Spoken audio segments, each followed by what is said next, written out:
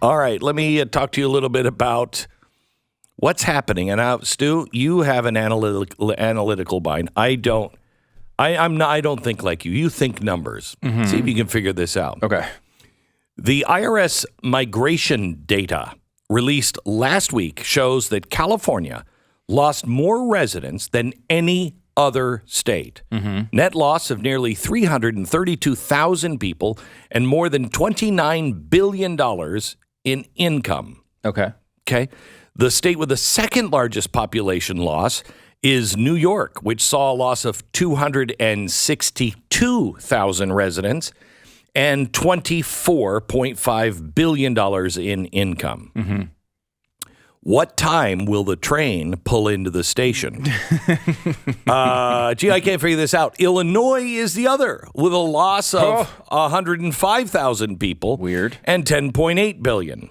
Okay. And what's the time period? Does it give you the time period on this?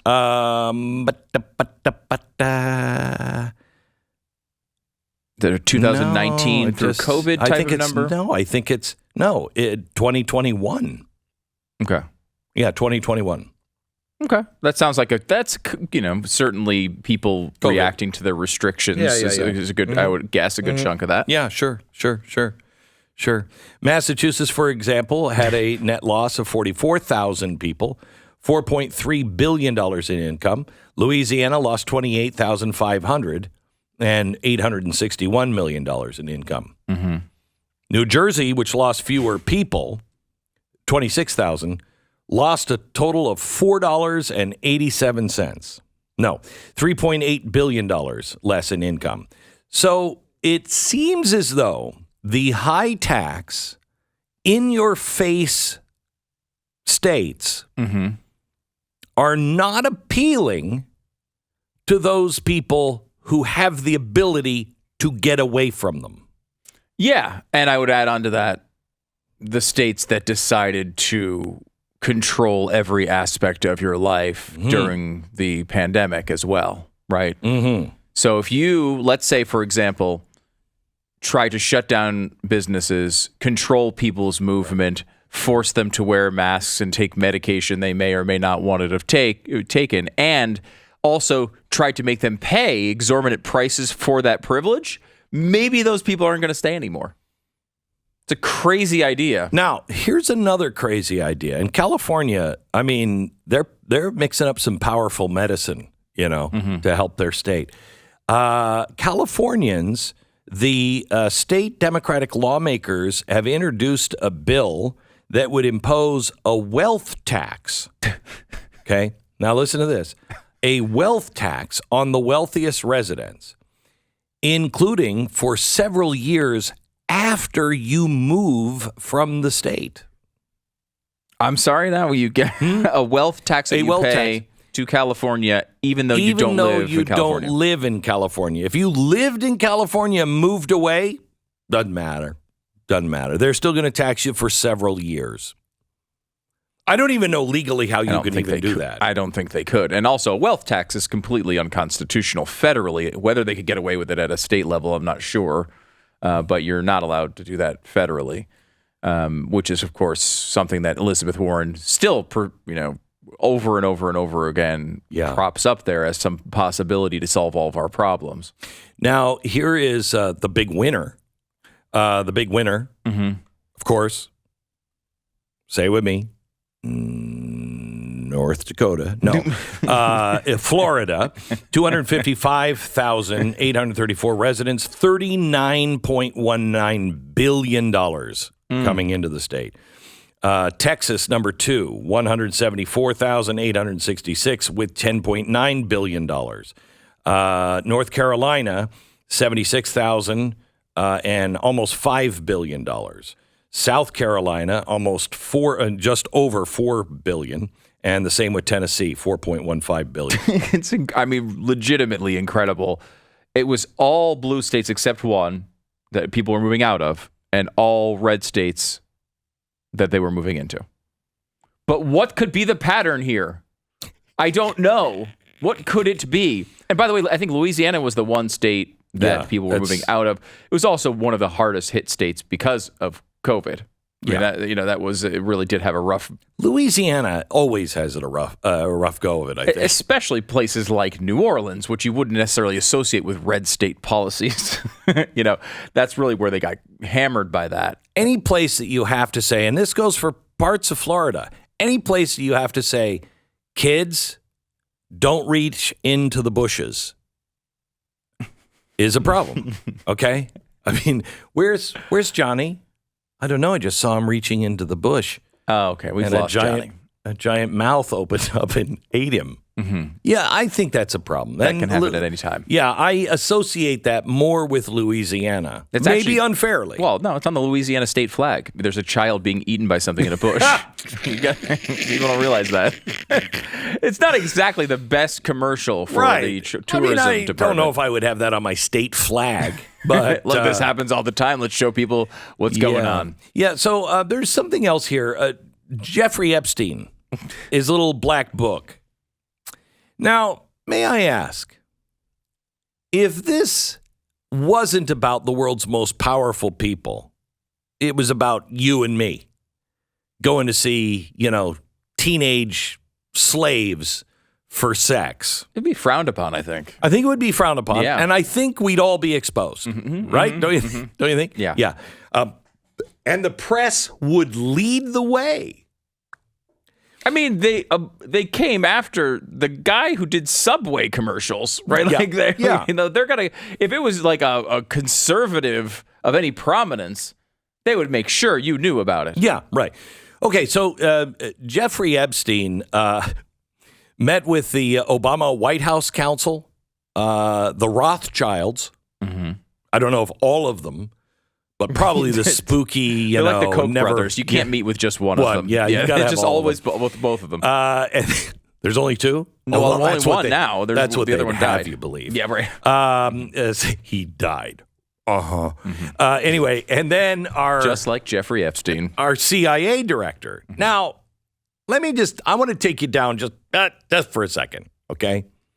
I know you had a restful week. I know you were like, hey. I'm good, and I didn't even watch Chuck Todd. And I would say to you, no one watches Chuck Todd. I think we're getting to the place where we can just get a transcript from a bot, and even the bot is saying, why do I have to watch Chuck Todd? I mean, I'm not human, but this is cruel. Anyway, Chuck Todd, he had Vivek Ramaswamy on.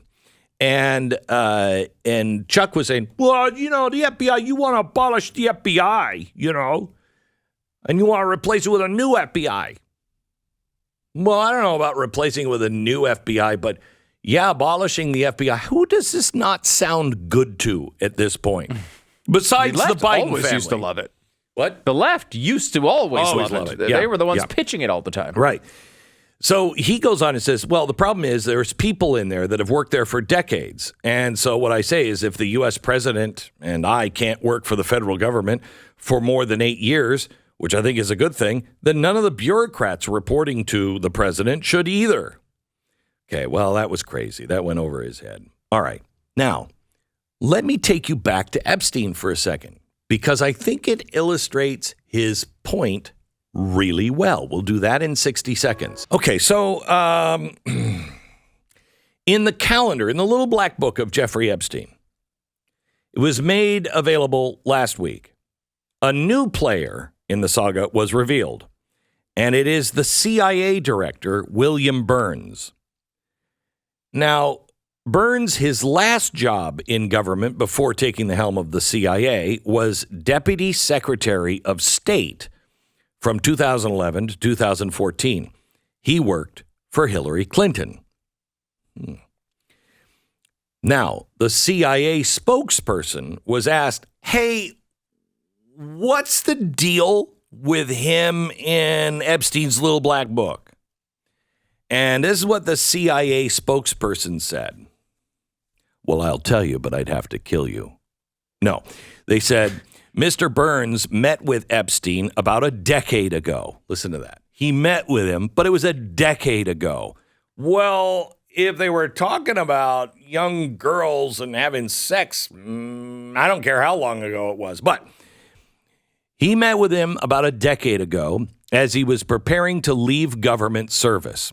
The director did not know anything about him other than that he was introduced as an expert in the financial services sector and offered general advice on the transition to the private sector. So apparently, Epstein was a trusted career counselor. Huh.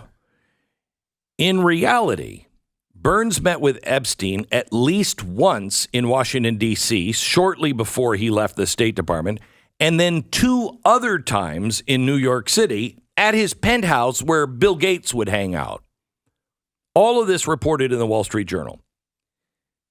Now, does anyone have a hard time believing the framing here? That somebody like Burns at his level took a random meeting and didn't really know anything about him, and then took 2 other random meetings with the guy at his house? Really? Because that doesn't...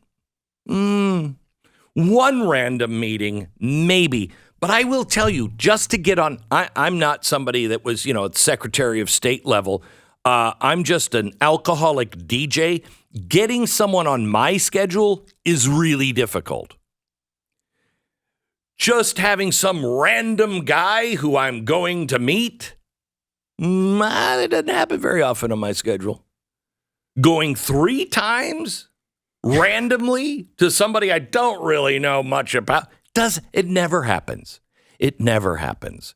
And I'm thinking, if you're going to be the head of the CIA, if you're doing that and the 3rd time you still don't know who this guy is, you shouldn't be the head of the CIA.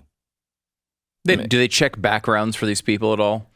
When you're... I know my team does. Incredible. But I'm saying, when you're the head of the CIA, does anyone know your background? Right.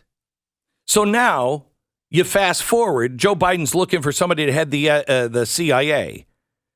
We're about to enter a proxy war with Russia in Ukraine. Bill Burns. He's the guy. We'll put him in.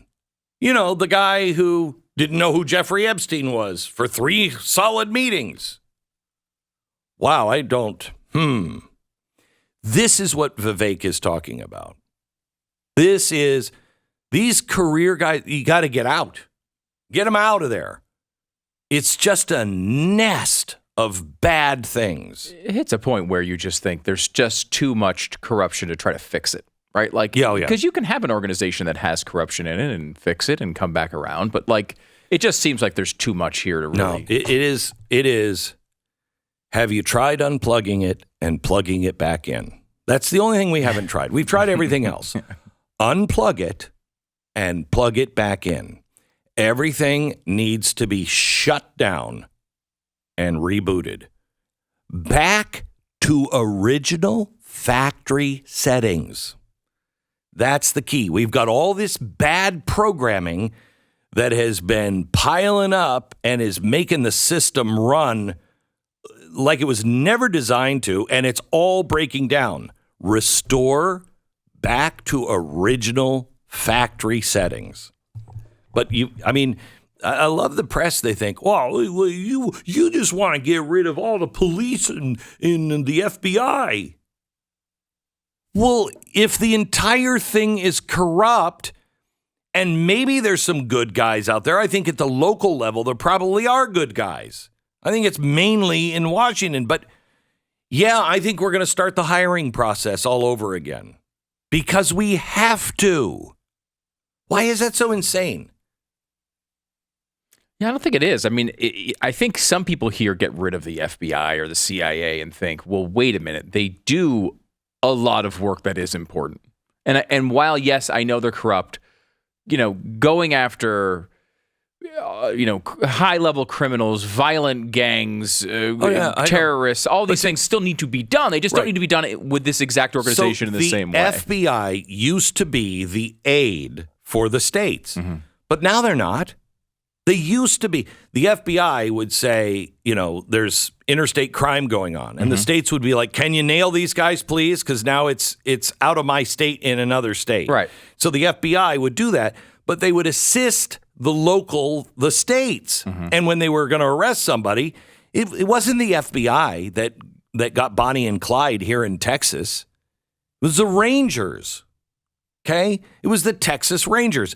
If they were going to get somebody, they would advise. They might even be there. But it was the state that did that. Now they can roll in anywhere they want. They don't even have to call the state. They don't have to call. No, we never had a national police force. And that's how they're being used now. It can't happen. Can't happen. And if it means we have to be without the FBI for, I don't know, how long does it take to reboot? It's a scary couple of minutes, I guess. When it's rebooting, you're like, okay, hurry up. But is it any different than what Windows does to you probably once a month, where you're like, no. Oh, now it's got to reset. Yeah. I mean, I think you have to have a plan to make sure the operations of the country that are important. Correct. Not investigating the president over, not the stuff that they've been doing lately, but I mean, the things that actually are important need to be potentially moved to other areas and people reassigned. But a whole reimagining of this needs to occur. I think that's the bottom line. Reimagining. I don't think a reimagining. Just you don't think that there's any valid work done by the CIA and the FBI that's crucial to the country's security? Oh no, I do. I mean, I don't need to reimagine it. I need to clean the corruption out. Yeah, I think the structure needs to be reimagined completely. I don't think the way it's structured now. I think you're going to get this problem again. It is because it has way too much power. Yeah. It has way too much power and no real oversight. That's the problem. So it's not really, in my view, it wasn't a reimagining. It's more of how does the Constitution say these things work? Right. Okay. Yeah. That's a reimagining from where we are now. Okay. You're right.